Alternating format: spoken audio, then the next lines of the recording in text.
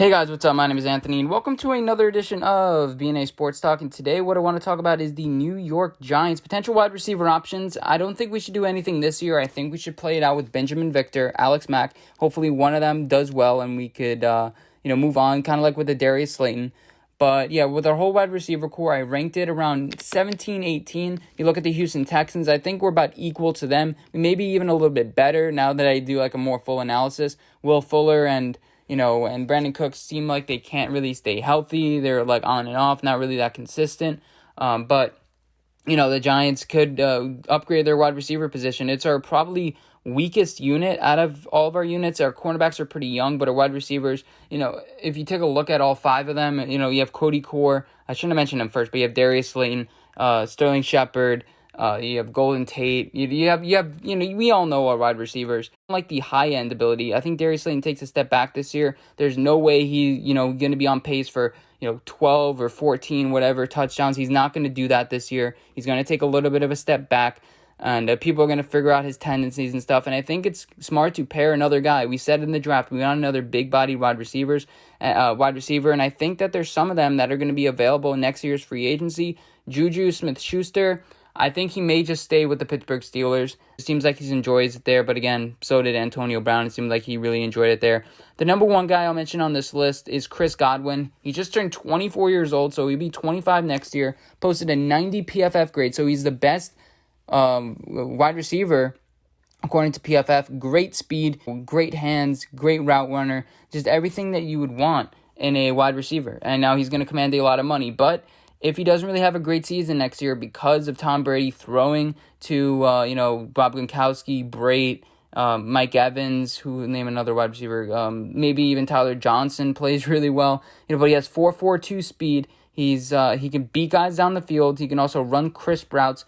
I think Chris Godwin would be probably my number one option, but I wouldn't pay him more than $15 million, and there are going to be a lot of teams bidding for his services next year. We could cut Golden Tate. He is a $5 million cap hit next year, so if you're taking a look at it, Chris Godwin replacing Golden Tate, I don't think that's a horrible trade-off, and plus we're paying Golden Tate, like $8-9 million a year. Next, wide receiver is Keenan Allen. Now, he's been able to become more healthy as the years goes on. After the 2014 or 7 whatever season it was, he missed the entire pretty much season because of an injury, and he kept on getting injured. It's one of those things that you can recover from. We have seen it before, so maybe Sterling Shepard can deal with his injury history, but he had the best PFF grade since 2006, I believe. He had the fourth best. Michael Thomas, Julio Jones, DeAndre Hopkins were guys on the list, and if you're on that list, you're pretty good. But I think that Keenan Allen, I don't really see him in a Giants uniform. It's one of those things, you can mention that he's going to be a free agent, but I don't really trust that. It's one of those things I can't really see. But he was 5 in receiving yards last year, 2nd in receptions, a 4th in targets, and he didn't really have a lot of touchdowns last year. Keenan Allen would be a solid option, but I just don't really see it fitting with the Giants. I just don't see, it's one of those things. I think you guys understand. Next is Allen Robinson from the Chicago Bears. And he may just get sick of Nick Foles, Mitch Trubisky, and want an actual quarterback. If Daniel Jones does well this year, you're going to have a lot of wide receivers flocking to him. We've seen nobody wants to play with Dwayne Haskins. Nobody really wants to play with, Josh Rosen. Nobody wants to play, really, with guys that haven't really shown flashes and stuff. Sam Darnold, what wide receiver did they get in the draft? No, not draft, in free agency. You could say that, maybe they weren't looking for wide receivers in free agency, but they didn't get them. If Daniel Jones has a great season, I can see a guy like Allen Robinson, he has a bright future. Let me go to them. And the thing about Allen Robinson, he's going to cost, again, a lot of money. He's probably a top 5 free agent next year. But he just does everything. He's a great guy for first downs. He knows how to find those zones and those spots. He's just above average, just IQ and where he's at in his career based on how many years he's been playing. He makes his quarterbacks way better than what they actually are and look way better than they actually are. And I can see him potentially joining the Giants. Next is Kenny Golladay from the Lions. He was actually one of the only Lions that were in the redraft for him, Matthew Stafford, and Jeff Okudah were the only ones accepted. So Kenny Golladay, he's great. He really did show off last year. So did Marvin Jones, but Kenny Golladay really did show out. He's 6'4", 4.5 speed. He's a little, he has the body of a tight end, but he also has decent speed, really underrated. He had the most receiving touchdowns last year, an 80 PFF grade. And, from what I hear about Kenny Golladay is everyone always speaks highly of him, and they're going to be, again, a lot of teams bidding for his services. I'd want a guy like Kenny Golladay. Him and Darius Slayton have pretty much the same games. He averaged 15 yards per reception.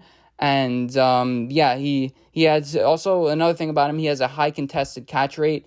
If you're not really separating that much, because he only has 4 or 5 speed, which is still good, but he could get up and grab the ball. Him and Michael Thomas are in the same category in that spot. And if you're in the, if you're in the same category with Michael Thomas, that's a good thing.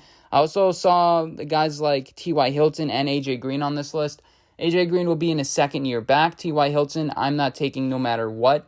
I think he's old. He has speed. He has a decent amount of speed. He can still burn, but I don't think a guy like him would be useful for this team. Why would you bring him? Let's try to get high end talent that's not regressing, and that's what T.Y. Hilton is. We'll see what he does with Phillip Rivers. Maybe he has a breakout season, and if he does, that's bad because we end up having to pay more money to a guy because we know he's going to regress in a year or two.